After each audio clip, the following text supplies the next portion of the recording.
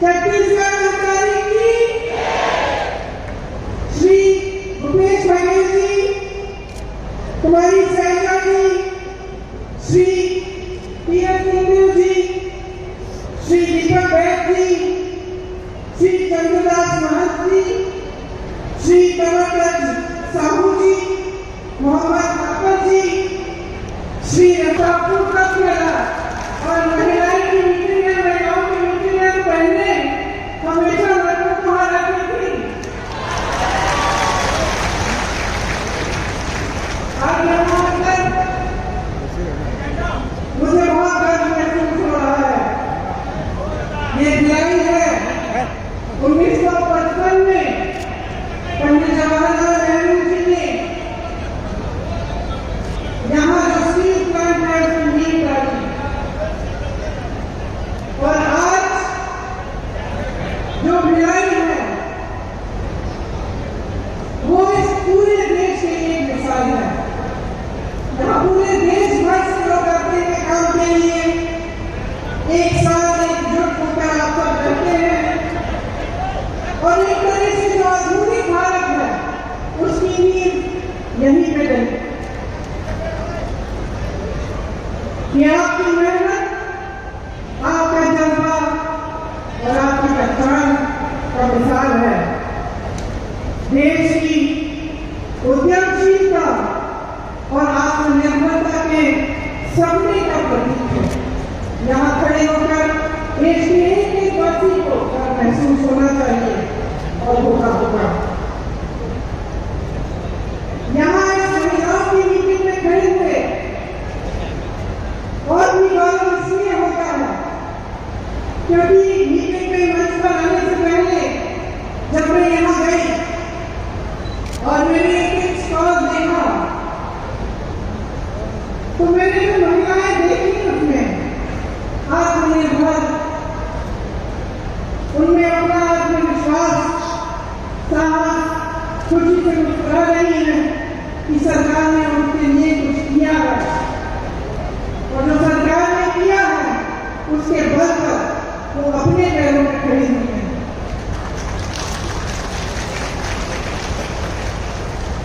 कई लड़कों से मैंने पूछा कि इससे पहले क्या करती थी, तो कहा ये पहली बार हम रोजगार कर रहे हैं, पहली बार हम काम कर रहे हैं। मैंने कहा खुश हो? सबने कहा जी बहुत खुश है, हम अपने पैरों पर खड़े हो पा रहे हैं। एक नौजवान डॉक्टर है, गांव-गांव जाती है, दवाई का वितरण करती है। कुछ लड़कियां थी जो गोबर के साथ अन्य ऐसी चीजें बनाती हैं जिससे काम आती हैं, जो बेच सकते हैं उससे कमाती हैं। स्वयं सेवा समूह है और आप यहाँ बैठी हैं, आप सबको मालूम है कि स्वयं सेवा समूह के साथ जुड़ने से कितनी अपनी तरक्की हो सकती है। इस सबसे मुझे लगा कि छत्तीसगढ़ सरकारी के एक हाथ में छत्तीसगढ़ी संस्कृति का कलश है तो दूसरे हाथ में विज्ञान और तकनीक का ब्रह्मास्त्र है। देखिए गर्व इसलिए होता है क्योंकि अगर आप भिलाई को लें या आप इस सारे कार्यों को लें जो छत्तीसगढ़ की आज सरकार कर रही है तो ये एक अलग तरह की राजनीति का प्रतीक है। हमारी जो राजनीति है इस देश की, उसकी नींव स्वतंत्रता संग्राम में डली। पंडित जवाहरलाल नेहरू के साथ ऐसे महापुरुष थे जो आजादी के लिए लड़े और उन्हीं के असूलों से, उस संग्राम के असूलों से ये देश बना। तो ये कैसी राजनीति है जिसके नेता आगे भी देखते हैं भविष्य के लिए और साथ साथ वर्तमान को भी मजबूत बनाते हैं।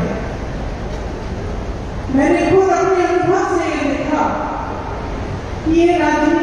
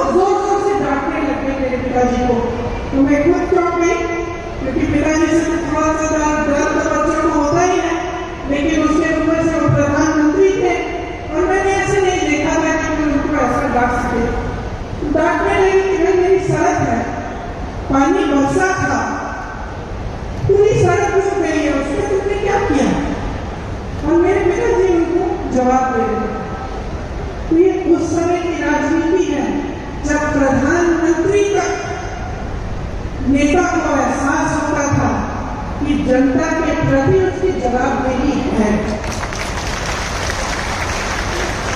गाड़ी में बैठे हुए का बुरा नहीं लगा पापा, कहते बिल्कुल नहीं, ये मेरा कर्तव्य है और ये उसका कर्तव्य है उस महिला का कि मुझे याद दिलाए, मुझे बताए कि यहाँ ये समस्या है, इस समस्या को सुलझाओ। अब आगे आइए, तकरीबन 40 साल बीत गए, मैं बुढ़ी होने वाली हूँ। मैं उत्तर प्रदेश में काम कर रही थी, एक मोहल्ले के अंदर चली गई, एक महिला मिली, चूल्हे पे खाना पका रही थी। मैंने पूछा गैस सिलेंडर है?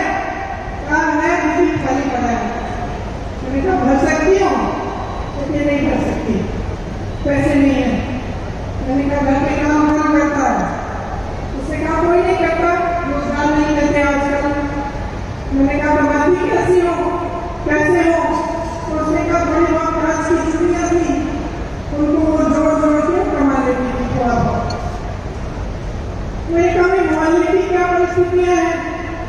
उसने कहा कि बिजली के खंभे, बिजली नहीं आती, पानी की टूटी है, पानी नहीं आता, सड़क तो आपने देखी होगी खराब पड़ी हुई है। मैंने कहा और किसकी होगी? इसी विधायक को होगी। क्या कहा उसने? मैं इसी को दूंगी। मैंने कहा यार, अभी तो तुम कह रही थी कि पानी नहीं है, बिजली नहीं है, सड़क नहीं है, रोजगार नहीं है, कमा नहीं पा रही हो, तो इसको क्यों वोट दोगी? इसने क्या किया तुम्हारे लिए? तो वो धर्म की बातें करने लगे, जाति की बात करने लगे। तो तब की राजनीति और आज की राजनीति में बहुत फर्क है। और फर्क क्या आया है? जनता जागरूक तब भी थी, जनता जागरूक अब भी है, लेकिन अब जनता के जज्बातों का इस्तेमाल हो रहा है। धर्म की बातें होती हैं, जाति की बातें होती हैं, और इसमें इनका राजनीतिक इस्तेमाल होता है। और इनका राजनीतिक इस्तेमाल इसलिए होता है क्योंकि जब आपका ध्यान उस तरफ होता है जहाँ आपके जज्बात है, आपका धर्म है, आपकी जाति की बात है, तो आप नहीं पूछेंगे कि मेरी सड़क को ठीक है, तो आप नहीं पूछेंगे कि मेरे लिए पानी क्यों नहीं आ रहा है, यहाँ टूटी में पानी क्यों नहीं आ रहा है, तो आप नहीं पूछेंगे कि मेरे पति के लिए, मेरे लिए आपने रोजगार क्यों नहीं दिलवाया। और ये एक साजिश है, एक बहुत बड़ी राजनीतिक साजिश है, जिसे आप सबका ध्यान रखवाया जाएगा ताकि आप सभी सवाल नहीं उठा पाएंगे। आज की राजनीति अफसोस की बात है, लेकिन यही राजनीति चल रही है। आपने देखा होगा केंद्र सरकार को, प्रधानमंत्री श्री नरेंद्र मोदी जी को हाल ही में उन्होंने G20 कराया। कोई नहीं कहता कि ये बुरी चीज है, अच्छा है, देश का मान सम्मान बढ़ता है, अच्छा है। 27,000 करोड़ रुपए इन्होंने खर्चे यशो भूमि को बनाने में, 20,000 करोड़ रुपए इन्होंने खर्चे नए संसद भवन को बनाने में, 8,000 रुपए की हवाई जहाजों में उनके जाते हैं उनके लिए, 2 हवाई जहाज खरीदे हैं 8,000 करोड़ रुपए के। लेकिन ये आपको ये जवाब नहीं दे पाते कि आपकी सड़कें टूटी क्यों है, ये आपको ये जवाब नहीं दे पाते कि आपके घर में रोजगार क्यों नहीं आ रहा है, ये आपको ये जवाब नहीं दे पाते कि महंगाई क्यों बढ़ रही है, कि आपकी कमर तोड़ी जा रही है, कि इस देश का किसान आज 27 रुपये प्रति दिन कमा रहा है। ये जवाब नहीं दे सकते कि जब इस देश का किसान 27 रुपये प्रति दिन कमा रहा है तो उनके बड़े बड़े उद्योगपति लोग एक दिन में 1600 करोड़ रुपए कैसे कमाते हैं। देश का मान सम्मान बढ़ता है, ये हर देशवासी के लिए अच्छी चीज है, सबको गर्व होता है, लेकिन इसका मतलब नहीं कि इस देश के गरीब, इस देश के मिडिल क्लास को भूल जाए और ये भूल जाए कि सत्ता उन्हें किसने दी और उनको कैसे मिली। आज छत्तीसगढ़ में एक ऐसी जो पुरानी वाली राजनीति के अवसरों पर चल रही है। केंद्र की सरकार ने गरीबों और मिडिल क्लास से छीना है और छीन के अपने बड़े बड़े उद्योगपति मित्रों को सींचा है। छत्तीसगढ़ की इस प्रदेश सरकार ने एक एक पैसा आपके जेब में वापस लगाया।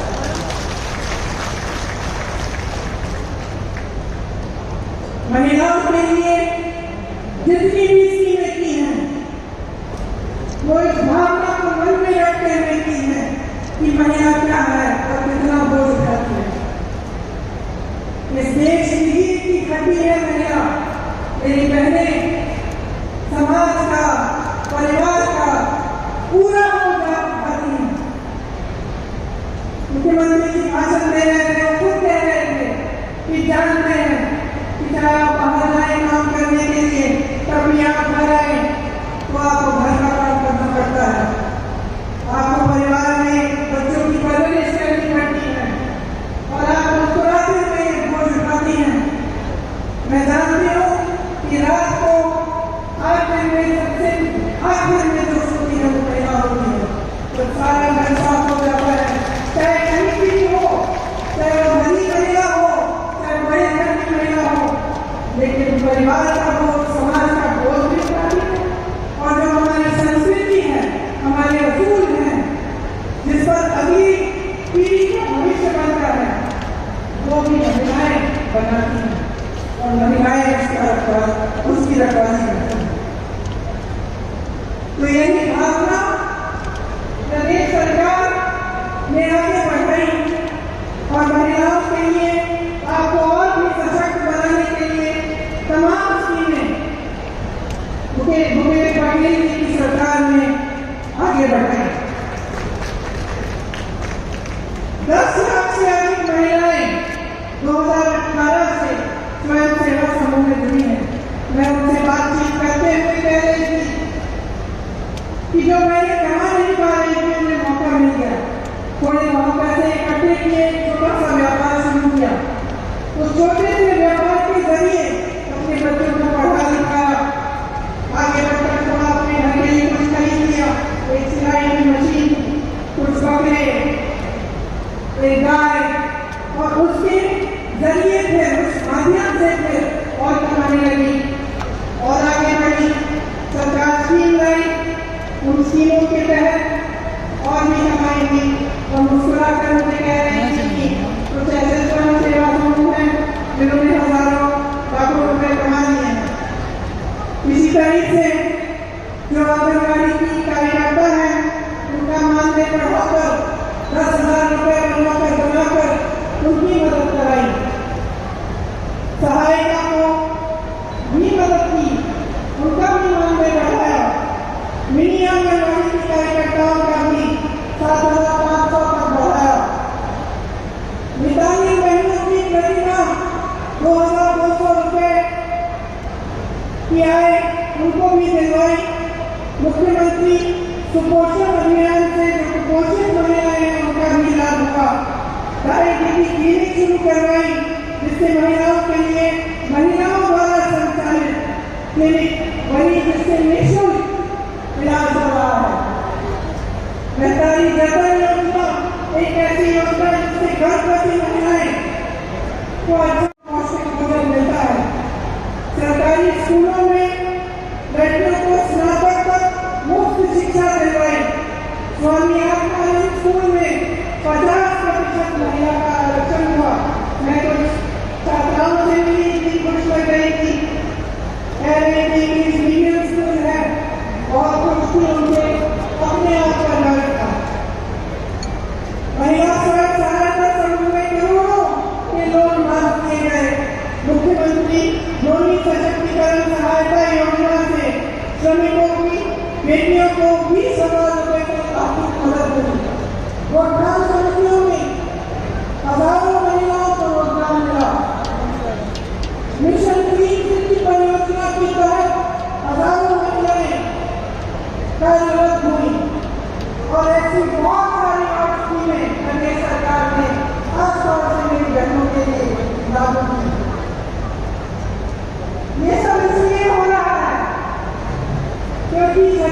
की सरकार का आपके लिए एक विजन है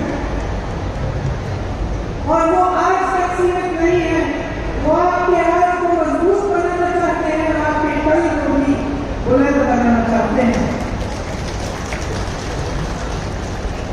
आप सबने अक्सर सोचा होगा कि सत्ता के पीछे लोग बहुत दौड़ते हैं, खासतौर से नेता लोग बहुत दौड़ते हैं और मैंने अपने अनुभव में देखा है कि कई ऐसे नेता होते हैं जो सत्ता के लिए ही उत्सुक होते हैं, महत्वाकांक्षी होते हैं और सत्ता इसलिए चाहते हैं ताकि उनका मान सम्मान बढ़े, उनके पैसे इकट्ठे हों, उनके बड़े बड़े महल बने।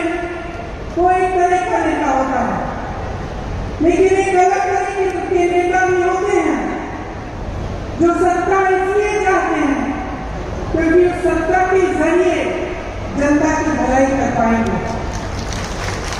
और मैं गर्व से कहती हूँ कि आज छत्तीसगढ़ में जो कांग्रेस पार्टी का नेतृत्व है वह इसी तरह का है कि सत्ता इसलिए इस्तेमाल करते हैं इस तरह से कि आप सबकी भलाई हो। जैसे मैंने कहा कि जो आपकी संपत्ति है, इस देश की संपत्ति है, इस प्रदेश की संपत्ति है, वो आपके काम आई। आपने देखा होगा कि केंद्र सरकार सहायता नहीं करती प्रदेश की सरकार की और केंद्र सरकार की जो नीतियां हैं उनके तहत जितनी भी देश की संपत्ति थी, चाहे बड़े बड़े पीएसयू थे, चाहे बंदरगाह थे, चाहे एयरपोर्ट थे, सब बड़े बड़े उद्योगपतियों को दिए गए। ये आपकी संपत्ति थी, आज आपकी नहीं है। ऐसी सरकार केंद्र में है तो एक तरह से आपका ये सौभाग्य है कि प्रदेश में जो सरकार है वो आपके हित की रक्षा करती है और जो देश की केंद्र की सरकार है उनकी जो तमाम ऐसी नीतियां हैं जिससे जनता का नुकसान हो रहा है उससे आपको बचा कर रखती है। जितनी महंगाई आज बढ़ रही है केंद्र की सरकार की नीतियों की वजह से, उससे कुछ हद तक छत्तीसगढ़ की जनता, छत्तीसगढ़ का किसान, नौजवान बच रहा है। आजकल महंगाई इतनी बढ़ रही है कि मेरी बहनों, मैं जानती हूँ आप पर बोझ बहुत ज्यादा भारी हो गया है। जब घर पे कोई बीमार पड़ता है, कोई आपत्ति आती है तो बहुत घबराहट होती है कि किस तरह से हम संभालेंगे। आप बाहर जाते हैं कुछ खरीदने के लिए, खाना बनाने के लिए, तो लगता है कि आधी चीजें खरीदने के लिए वापस आ जाएंगी क्योंकि महंगाई इतनी बढ़ चुकी है। गैस की सिलेंडर की बात की मैंने, तेल की बात की, ये सब देश में इन सब की कीमत इतनी बढ़ चुकी है कि गरीब और मिडिल क्लास के लोग पिस रहे हैं इस महंगाई में। लेकिन इस बीच छत्तीसगढ़ की सरकार जो है उसने आपकी राहत के लिए और आपकी मदद के लिए बहुत कार्य किया। आज छत्तीसगढ़ का किसान खुश है, खेती उसके लिए लाभ का जरिया बन गया है। शायद आपको मालूम नहीं होगा लेकिन सिर्फ छत्तीसगढ़ में ही पूरे देश भर में सिर्फ छत्तीसगढ़ में खेती करने वाले लोग बढ़ रहे हैं।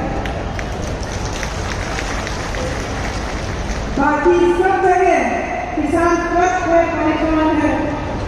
महंगाई की वजह से, डीजल के दाम की वजह से, खाद यूरिया के दाम बढ़ने की वजह से बहुत कम कमा पा रहा है। यहाँ राजीव गांधी किसान न्याय योजना के तहत देश में सबसे ज्यादा धान की कीमत छत्तीसगढ़ में ही मिल रही है। गन्ना, मक्का, कोदो, कुटकी, रागी, दलहन, तिलहन, इनके किसानों को अतिरिक्त लाभ भी हो रहा है।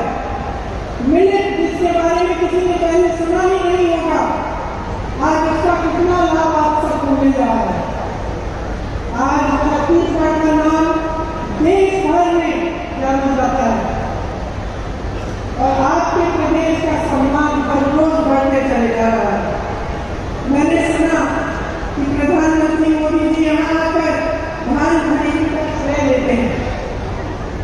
मैं उत्तर प्रदेश से आती हूँ, मैं पूछना चाहती हूँ कि अगर मोदी जी की सरकार ही छत्तीसगढ़ का धान खरीद रही है तो उत्तर प्रदेश के किसान अपना धान 12 से 1800 रुपए में क्यों बेचते हैं? महात्मा की सरकार है। आवारा पशु की इतनी बड़ी समस्या पूरे उत्तर भारत में है। जहाँ जहाँ हम जाते हैं लोग त्रस्त हैं, परेशान हैं। आवारा पशु रात को खेती खा रहा है, पूरी रात महिलाओं को खेती में बैठना पड़ता है अपनी खेती की रखवाली करने के लिए। यहाँ जो गोठवाल की स्कीम है उसके जरिए ये समस्या ही दूर हो चुकी है। इसका मिसाल हर चुनाव में हम हर प्रदेश में देते हैं। उत्तर भारत में, उत्तर प्रदेश में मैंने गांव-गांव में कहा कि छत्तीसगढ़ का मिसाल देखिए, ये समस्या हल हो सकती है। छत्तीसगढ़ में हल की गई है। सरकार बनने पर 24 घंटों के अंदर अंदर ही छत्तीसगढ़ के किसानों का कर्ज माफ होना शुरू हुआ। भूमिहीन कृषि मजदूरों को सालाना 7,000 रुपए की अधिक सहायता मिल रही है। 91 लाख एकड़ वन भूमि पर 5 लाख से अधिक पट्टे दिए गए हैं। बस्तर में आदिवासियों की 4,200 एकड़ कृषि भूमि वापस की गई है।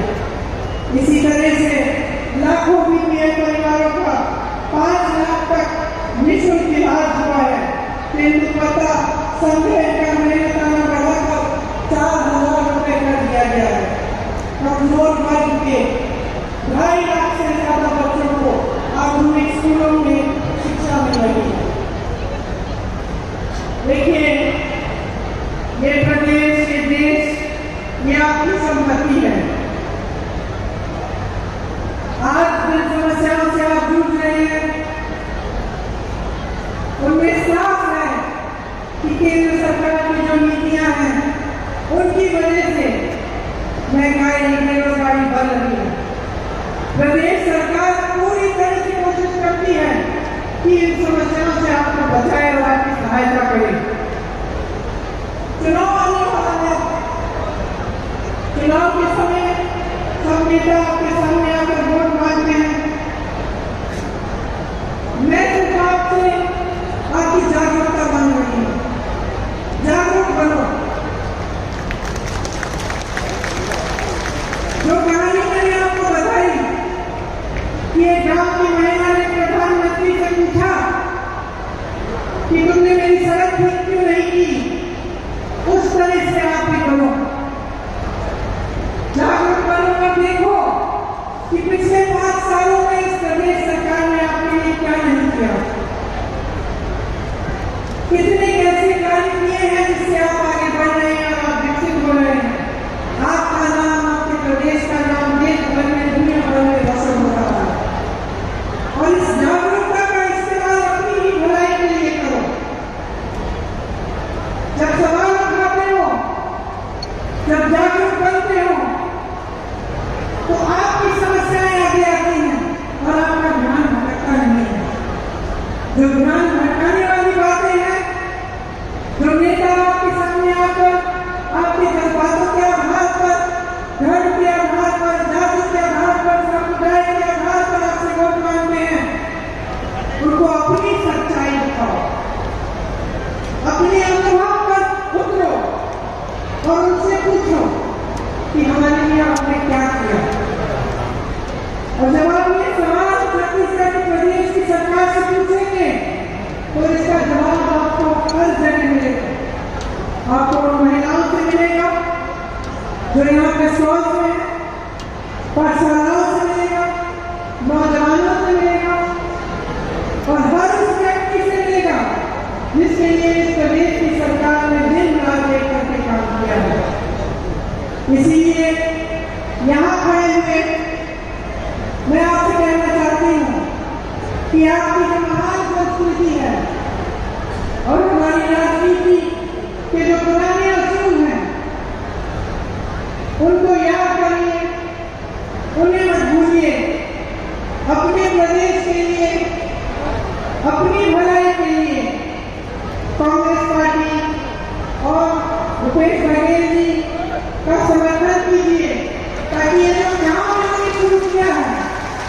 जिसका नतीजा आपने 5 साल से अपने प्रदेश में देखा है, ये काम जुड़ न पाए।